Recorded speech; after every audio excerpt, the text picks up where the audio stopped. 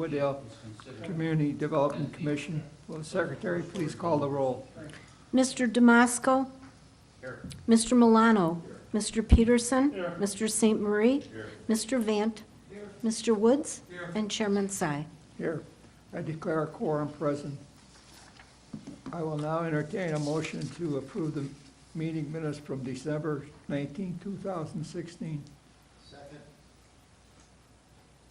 All in favor? Aye.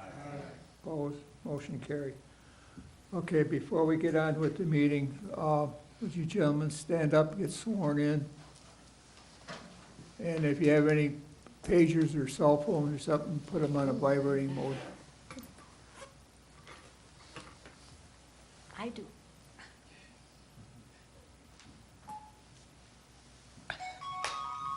Sorry, I forgot. Okay. Would each of you raise your right hand, state your name and whom you represent? Joe Rook with Arco Murray. Lisa Lacus, Arco Murray. Michael Augustine, Distribution Realty Group. Sam Durkin, Jones Lang LaSalle. Curran Darling, Distribution Realty Group. And whoever is going to testify, do you swear to tell the truth, the whole truth, and nothing but the truth, so help you God? I do. Okay. We have one public hearing scheduled tonight. All testimony will be given under oath at the hearing. There will be an opportunity for the public to offer testimony and to comment. Following the public hearing, our deliberations will be open to the public in the sense that all are invited to listen and to watch. The public, however, may not speak during our deliberations. State statute requires a vote by a majority of members of the Community Development Commission for those matters that will be referred to City Council for approval and for those matters on which the Community Development Commission will make the final decision. Staff will provide a general description of the proposal, followed by the assessment. We ask that the applicants here tonight then give specific evidence to demonstrate that the proposal meets the standards of the approval for the request. The burden is on the applicant to prove the case. With respect to others who wish to speak, you may give an opinion or present specific evidence as why you believe the applicant meets or fails to meet the standards for the request. Finally, we'll strictly adhere to the schedule prepared for tonight's meeting. In the case of an applicant or an event you or your attorney have filed an appearance as an objector, you will be afforded sufficient time within which to present your evidence. Whether you're a member of the public wishing to make a statement for the record or a witness testifying on behalf of the applicant or objector, you will be placed under oath and then begin by stating your name and address. If you are not presenting evidence on behalf of the applicant or an objector, the remarks will be taken after the applicant and all those who have filed appearances and objector have presented all their evidence. You will be subject to question by the Community Development Commission and the applicant or objector to allow as many people as possible to be heard. If you're not an applicant or an objector, we request that your remarks be limited to 5 minutes. If additional time is needed, the hearing will be continued to the next available date. I will now call this matter before us this evening. Case number 2016 CDC-16 is in regard to the proposed height variation to construct a building that is up to 40 feet tall, where 30 feet is allowed. The subject property is located on northwest corner of North Michael and Lewis Drive, commonly known as 1500 North Michael Drive. PIN number 0304-202-007. MC Machinery Systems is the property owner. Will the secretary please call the roll? Mr. Damasco? Mr. Milano? Mr. Peterson? Mr. St. Marie? Mr. Vant? Mr. Woods? Chairman Tsai. Here. I declare there is a quorum present. Staff, please provide a summary of the request and indicate when notice of the hearing was published and whether you have the certificate of publication from the newspaper. Would you raise your right hand, state your name and address, please? Kelly Chrissy, 404 North Wooddale Road, Wooddale. Do you swear to tell the truth, the whole truth, and nothing but the truth, so help you God? I do. Very good, thank you. This was published in the Daily Herald on December 31st, and we do have the certificate of publication in the file. The request before us is for a building height variation at 1500 North Michael Drive. The location here is highlighted on the screen for you. This is, just to orient everyone, we've sort of shifted it just so that it fits better on the screen, but this is the existing site. The property, the lot line is outlined there in the blue. Then the existing building is approximately 100,000 square feet, and then surrounding that is surface parking. The proposal is to construct another 100,000 square foot building, and then also have surface parking, but we'll have a large area for a loading dock. And then the request, as we mentioned, was for a height variation. So they're requesting to increase the height from the 30 feet, which is the maximum currently for the I-1 zoning district, to 38 feet. So as you can see, the overall floor plan is open at this point. The petitioner is a contract purchaser and this is a spec building. So as a tenant leases up, then the building will be built out further. In terms of the elevations, it is an industrial building, and as I mentioned, the increase in height is 8 feet, so they're requesting a 38-foot height.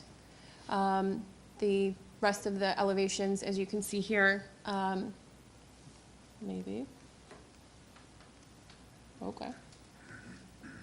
Well, the top elevation is facing Michael, and then the bottom elevation is facing sort of interior on the site, so it's actually facing the adjacent building.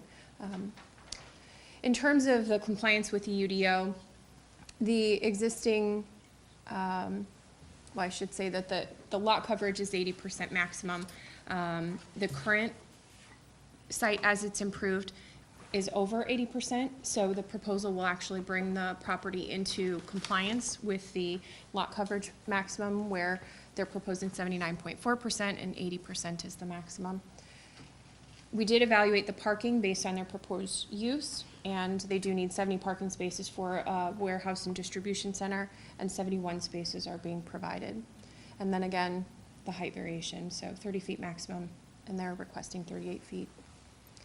In terms of compliance with the comprehensive plan, the comprehensive plan calls for this area to be a business park, and it does specifically identify distribution and light manufacturing uses located adjacent to major arterial and highway corridors, which this is, and then also because it's a large parcel, which it is. So they're incorporating high quality standards for the building and also for the landscaping of the site. In terms of meeting the variation standards, the property, so standard number 1, in terms of yielding a reasonable return, due to market standards where clear heights need to be higher now than they were when the 30-foot maximum was adopted, this is actually, it presents a problem for this property, but also some other properties in a similar situation where they're unable to build a new industrial building because if they met our code, then they wouldn't be able to meet the industry standard for the clear heights. So this is why this is being requested, and therefore if they couldn't build a new building or use, construct a new building with those specifications, therefore they wouldn't be able to have those uses available to them, even though the zoning district would allow it. In terms of the public welfare or not material detrimental. There are other industrial buildings that are built according to these heights. Mainly there's the, I'm not exactly sure how you pronounce it, but the Hegeli building is actually over the 30-foot maximum, and that is a very similar use as to what's being proposed here.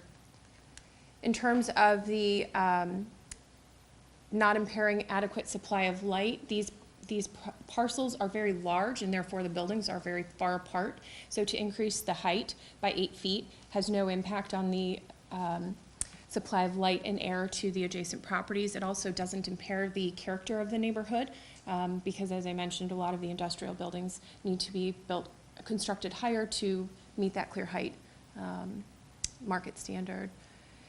And then in terms of being consistent with the spirit and intent of the UDO, staff does find that it is consistent with that, and it does meet all of the other UDO requirements. Therefore, because of the consistency with the UDO, consistency with the comprehensive plan, and then also meeting the variation standard, staff would recommend that the CDC recommend approval for this variation. Kelly, I have one question. When they initially started these things and they put them at 30 feet, what was the reasoning for that height limit? You know, that's a really good question, and that is something that as we are taking a look through the UDO, we are trying to determine what other text amendments we need to make, and we believe that this is one that we will come back to the CDC with.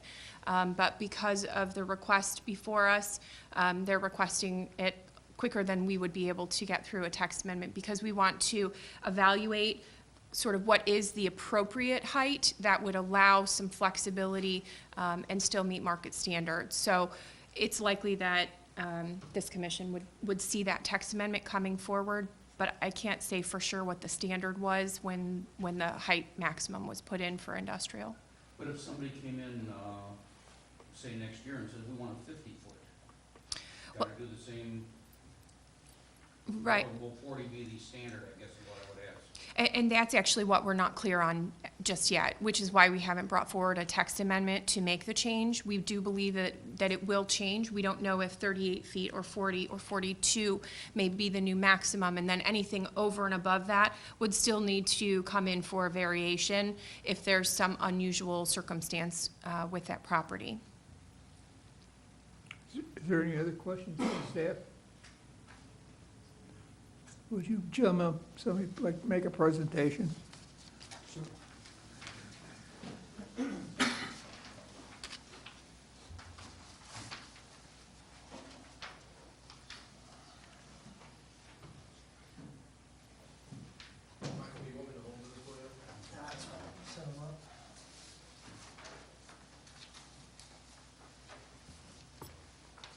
So I'm Michael Augustine, 921 Bussey Road, Elk Grove Village. I'm the managing partner of Distribution Realty Group, and we are a Chicago-based industrial development company. We own about 1.3 million feet in primarily the O'Hare and I-55 submarkets. And what we develop are Class A distribution industrial buildings. I can tell you that since 2010, according to CoStar, which is a large industrial information gatherer, there have been about 45 million square feet of projects built in the Chicago area. You know, that's the greater Chicago industrial market. And of those, about 75% of them have had a clear height of 32 feet or greater. And so this is the market standard. To achieve a 32-foot clear height inside the building, you normally need to have an exterior clear height of at least 38 to 40 feet, given, you know, to hide the slopage of the roof so people see a nice facade. So that's our business. That's who we are and what we do. These buildings will be built to attract, you know, Class A, high quality corporate tenants, but it'll be built on a speculative basis. That means that we'll build the building empty. And the reason for that is the industrial market, unlike maybe some other product types, the lead time for requirements is generally very short. So you'll have people who are looking for space within as little as, you know, 60 to 180 days. We just finished a building down in Bolingbrook on I-55. And we toured a group today through that is looking to occupy the building for 10 years and 30 days. So that's not atypical to build these buildings empty, and that's what we would plan to do here. Now, this building will be set up for high rack storage, right? That's correct. So the building will have a 32-foot height inside the building, and it'll allow for a tenant to rack up to 32 feet. Okay. And the other question I have, where your loading docks, you got 125 feet for the trucks to back in. Is that sufficient? Because normally in our older industrial area, the number is 100 feet for the semis come in, but it seems like the semis are getting longer and longer now, so is 125 feet going to be enough for the? It is sufficient. So the way that tractor trailers turn, pull forward and then back into the spot, 125 feet is more than sufficient for them to do it. And that's a market standard that's also evolving. What you're seeing commonly, we have trailer parking where we can put it on the back of the building. Some of these truck courts are going to as much as, 140 feet or 180 feet to accommodate extra trailer parking. But it'll be more than sufficient for them to do all the maneuvering that they need to do in the confines of the truck court and never out on the road. And then I would imagine this would probably a 24-hour operation with the trucks coming in. Yeah. Reason I'm saying that, will there be sufficient lighting at night for the trucks to get in and out? And for, trucks pulling out on the road that we don't have any collisions out there? Well, we equip the buildings with floodlights, so along the back wall, you'll have exterior, high quality, bright exterior lighting attached to the building that'll light the truck court, that'll make sure that the visibility is good to prevent, any issues there. Is there any other questions from the? So if we grant this variation, you're guaranteeing you're going to build a building, or you're going to sell it to make a profit? No, we are going to build the building and own it. So we are under contract with the seller, and we will close the land, and we will build the building, and we will own it. We're not merchant developers or people who buy and sell. We will buy and own. The length of our ownership just kind of depends on our objectives, but we're not going to buy it and sell it empty. Any other questions for the petitioner? I have a question. Louis Stride. You're anticipating a high volume of truck traffic, right? It depends on the tenant. Excuse me? It'll depend on the tenant. Correct. But, with hopes of filling the space. Correct. And the exit entrance would be, it appears that it would be mainly on Louis Stride. The upper left-hand corner there, it would be for the truck, the flow of trucks. That would be primary, correct. I was just wondering if the effects it may have on Louis Stride. That was considered.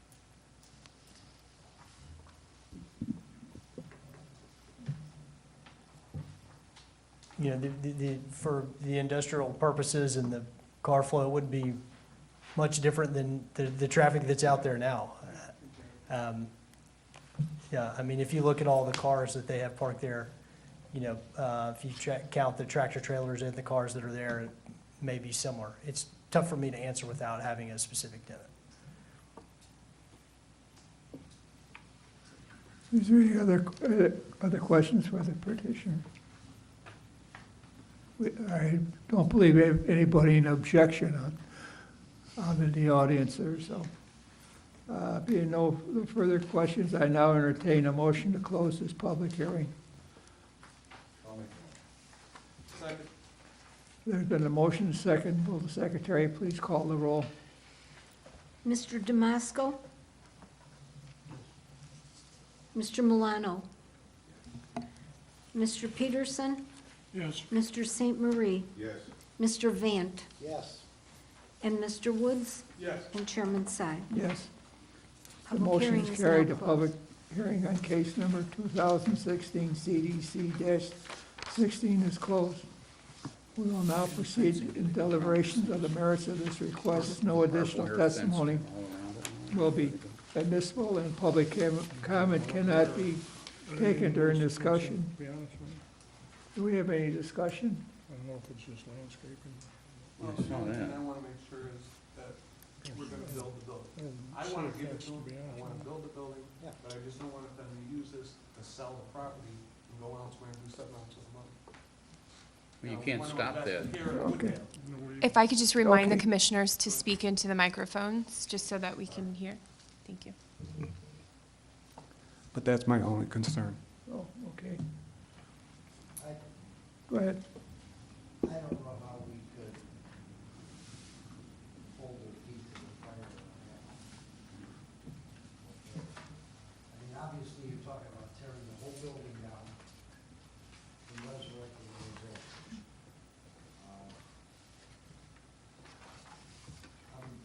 Go ahead. No, but what I'm saying is, they get the variance, don't tear the building down and sell the property.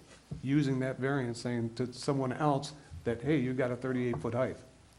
The way this variance was introduced was, excuse me for a minute.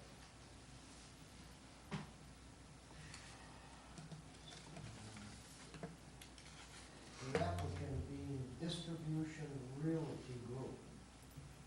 That's who the variance is going against. They decide they're gonna sell it and move on, and Jones Realty comes in. He does not get this variance, does he, Ms. Christie? I can answer that for you. Excuse me, Uh, not the council. Typically, variations run with the land. So what that means is, if there is a subsequent property owner, they would also get the benefit of the variation.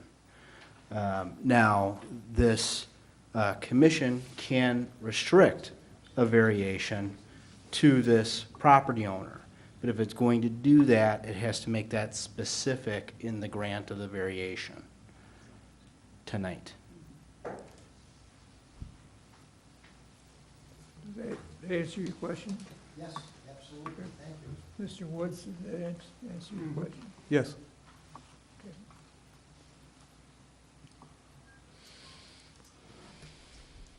So does anybody would like to make a motion? And just to remind the commission, staff typically puts a recommended motion in the staff memo. In this staff memo, it's located at page 4. Well, I've got that here. So I'll make this. Okay, based on the submitted petition and testimony presented, the proposed variation meets the standards and is consistent with the UDO and comprehensive plan, and therefore I move that the Community Development Commission adopt the findings of the fact included within the staff memo as findings of the Community Development Commission, and recommend City Council approve case number 2016 CDC-16. Second. Excuse me, are you going to add that stipulation? Do you have to add that to the motion? Well, so far, we just have the motion and a Just- We have to have second. the Okay. motion. All right, a second? I seconded it. Thank you. Okay, we have a motion and a second. Roll call. Or any questions? Roll call. Mr. Damasco? For Mr. Milano? Yes. Mr. Peterson? Mr. St. Marie? Yes. Mr. Vant? Yes. Mr. Woods? Yes. Chairman Tsai. Yes. There being a motion to recommend approval, the secretary call the roll. The motion is recommend approval of the request for height variation at 1500 North Michael Drive, Carries.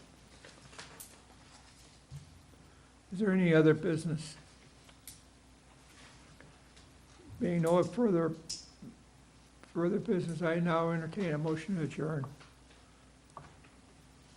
Second. All in favor? Aye. Opposed? Motion carried. Thank you.